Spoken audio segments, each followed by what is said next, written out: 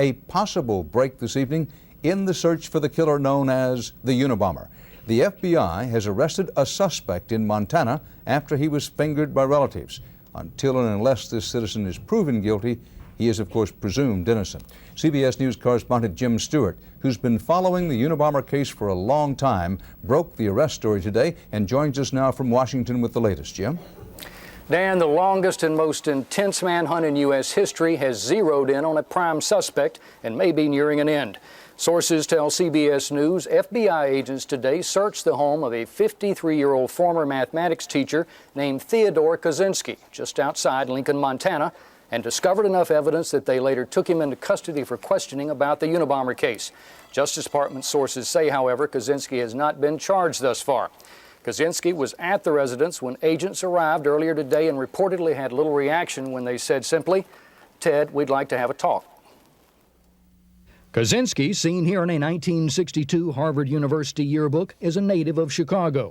He graduated from Harvard with a degree in mathematics and later was an acting assistant professor of mathematics at the University of California in Berkeley before quitting in 1969, saying he was tired of teaching.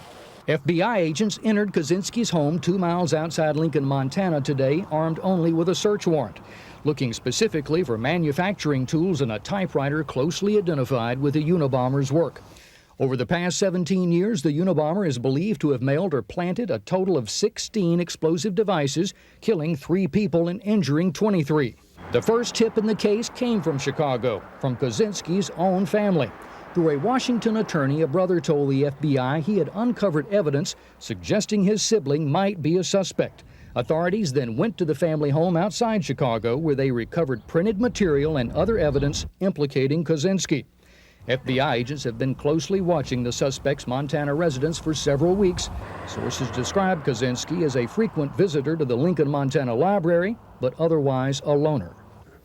Agents spent several hours searching the cabin today. Sources tell CBS News they are especially looking for evidence that would document Kaczynski's whereabouts during the years he wasn't in school or teaching. That is deemed especially important because sources say agents have not been able so far to definitively place him, in a position to have delivered at least 2 of the bombs.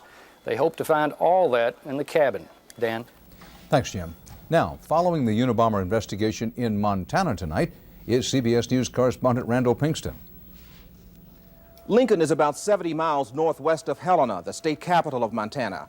That's where FBI agents began gathering several weeks ago to close in on the Unabomber. At the FBI command post in Lincoln, agents weren't talking about the long-awaited capture of the infamous suspect. But CBS News has learned that the agency conducted a meticulous high-tech investigation, cloaked in security. Agents kept him under surveillance on the ground, and he was being watched from the sky as well, with satellites. And there were electronic sensors to pick up conversations. The Unabomber is expected to be arraigned here at the federal courthouse in Helena and held at the county jail. Randall Kingston, CBS News, Helena, Montana. We believe this is a good time to remind you of the Unabomber's long record of terror, which began 18 years ago next month when a bomb injured a security guard at Northwestern University. The Unabomber would strike 15 more times, as Anthony Mason reports. The 1982 mail bomb attack in Nashville, Tennessee was typical. The package was addressed to Vanderbilt University computer science professor Patrick Fisher. You can see here the force of the explosion. It exploded in the hands of his secretary, Janet Smith. Still afraid to show his face, 3 years ago, Fisher speculated on his attack. This person does not like computers, genetics, and certain areas of medicine, and this person does not like airplanes. Agents said his work was distinctive. He makes every switch, he makes every moving part himself. In 1985, grad student John Hauser picked up a booby-trapped notebook. Zap! You know, it exploded. The blast in the computer room of the University of California at Berkeley blew his fingers off. I have no feeling on half of my hand. But the bomber left few clues until a 1987 attack on a Salt Lake City computer store. Someone saw him. One of the ladies noticed that he placed a block of wood. It looked like 2 2x4s with nails sticking out of it. This sketch is still the FBI's only eyewitness description of the elusive bomber. But then, after that 11th bombing, he suddenly stopped. Agents speculated he'd become frightened, For 6 years, there was no sign of him.